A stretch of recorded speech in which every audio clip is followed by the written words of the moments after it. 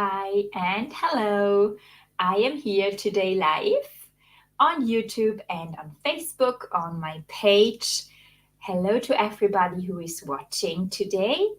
I want to draw a bit of a curl of white fur today. So let's practice to draw some longer strokes with some different colors in white fur. Drawing fur, it can be fun. It is a bit of practicing and layering and using different colors. I will draw here. You can draw along while you're watching the video. We will draw so about 10 to 15 minutes and I answer your questions.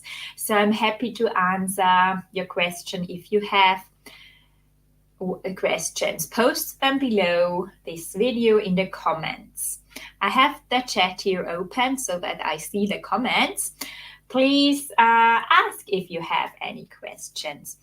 I will draw here with some different colors, a bit of white fur. You see here some smaller lessons. I offer such mini motivation lessons. I call them mini motivation lessons because you have a quick result after a shorter amount of time and they are fun. And I offer them also in my membership, Animal Art Club. It's a private membership. And I want to show you here today how to draw white fur. I also offer these mini motivation lessons in our workshop next week. It's Animal Art Week and it's a 5 days drawing workshop where we will draw a beautiful horse eye and a cat face together. If you're interested to signing up, you find the link in the description. And here I first start with white and draw a bit of an underpainting already in fur direction and just bringing in some clumps of hair in place here with a white pastel pencil and draw long strokes in the direction this fur is growing. Here I add some overlapping white lines. I apply not too much pigment, so the brown pastel matte paper is shining through a bit. But when I then have the first base layer, I go over it again and add another layer that is not too transparent. It's always better to have a thin layer and then add another one. And then let's take a paper stamp and blend this first layer or take a cotton swab, any blending tool you have. I take here for the first white layer a cotton swab and swipe over, always following the direction of the hair. You can also let it fade a bit, create here soft transitions between the background paper and that clump of fur. And then let's bring in some darks. Let's use a middle gray and bring in a bit shadow below the clumps.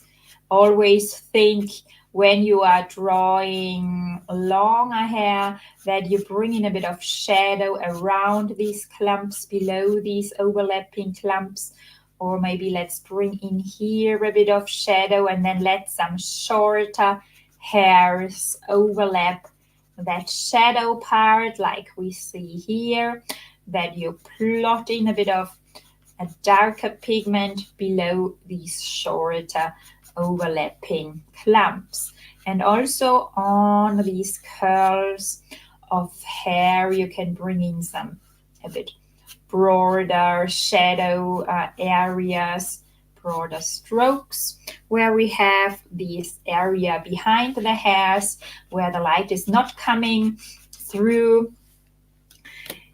I do that first with a mid-tone, with a middle gray, and blend it with a paper stamp.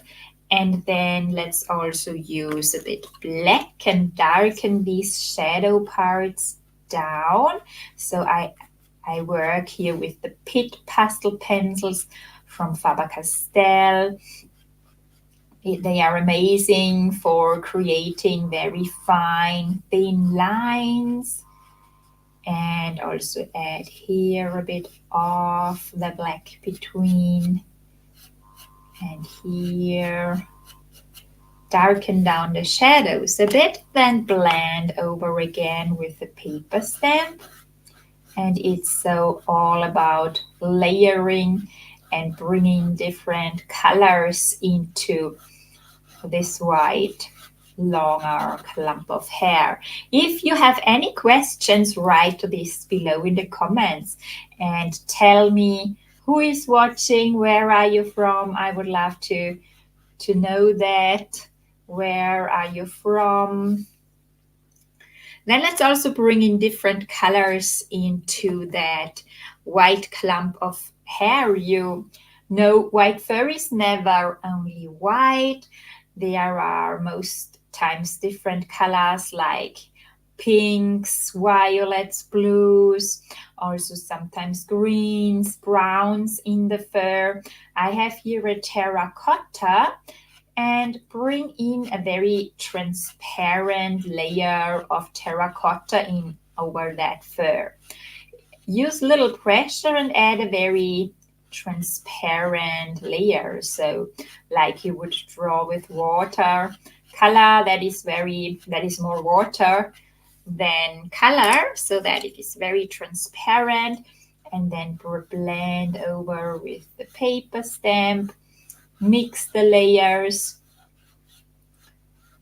carefully blend over with the paper stamp, and then also let's bring in a bit of a flesh color, a skin color. We can here so follow the fur direction and bring in a bit of a skin color into that clump of hair. It's always important that you not only have white in your white fur, also different colors. Also, let's take ivory, a very light yellow, such a light yellow cream color then, and add some fine strokes following the fur direction. Here, some of these strokes can be a bit thicker and others are then thinner, and let them overlap. Let them follow the fur direction, but let also some hairs always cross and overlap. This part of the clump we can brighten up a bit. Drawing realistic animal portraits and also drawing all other subjects with pastels is all about layering and building up structures in different layers. Add color on the other color layer you have added before, and building so up a realistic structure. We can then go in with the gray a bit, with the middle gray again, and draw some fine thin lines between the lighter fur color. And when you really have a good look at a reference photo, you see many colors when you are drawing specific fur colors. So white is never only white. Really brilliant white would only be maybe your paper of the printer when you print out your reference photo, or some very bright highlights. Most times there are many different colors to see in white fur. And then you could take white and add bright white lines. You can rotate the pencil and draw thinner white lines on top. Also let these fine hairs cross and go in different directions to create a realistic look, and building up your white clump here, so step by step. Are there any questions I would like to answer your questions. If you have some, I'm happy to answer your questions. Write them below in the comments. You can use the time while you're drawing these lines and adding layer by layer. You can listen to music or to any favorite podcast you have, or to any TV series, or just use the time for relaxing. Drawing animals is really very calming, relaxing. It's a kind of therapy. Many of my students or have told me they also have started drawing during the time of COVID some years ago, and they have reignited their love, their passion for drawing in that time. And they were used to drawing or loved drawing in school, but then they came away, or what also happened, the art teacher did not like their work, and then they were totally discouraged, and now they have discovered their love and their passion for art again. And that's so amazing what art really can do. So if you are a person who loves drawing, if you are creative, and if you just love to do something with your hands and produce a nice picture on your paper, or would like to create wall decorations or gifts for friends and family, then drawing animals is really great. Or if you have the passion for animals, or just drawing with pastels, this is such a nice medium. You can mix the layers, blend them together easily, create different colors. For example, when you blend over carefully here with a skin color, you can darken down the fur a bit, the hair, or go in with some darks. I have here the black, and add a bit of shadow between these hairs. And it's such a great medium, pastels. And of course, these cost a bit more. You have to invest at the beginning, but you will save a lot of nerves and times if you really draw on the pastel matte paper from Clairefontaine and invest in some pastel pencils. It's better than to use studio quality. It's better to use really high artistic quality, because if you have drawn for a while, you will then experience that you want more, that you would like to try other mediums out, and then you see on this specific paper it works so differently, or it is so easier, and then you wonder, why didn't I not test or try it out earlier? I would have had it so much easier. Of course, you can also start with any pastel paper for the beginning if you cannot afford it yet. If you, for example, would like to participate our workshop next week, Animal Art Week, where we will draw a beautiful cat face and a nice horse eye. If you would like to learn how to draw all these, and also as a bonus, you get a ladybug to draw. If you would like to learn how to draw with pastels, then of course you can start with any pastel pencils you have, and try it out if you like it, if you like my teaching style, and I can tell you it is addictive and you will be hooked, and you want more, and you want to invest in the better paper. So I would say, if you really have a struggle, or if you're struggling with money, or if you don't have enough money to invest in the pencils, I would really invest in the pastel matte paper from Clairefontaine. It's really such a difference.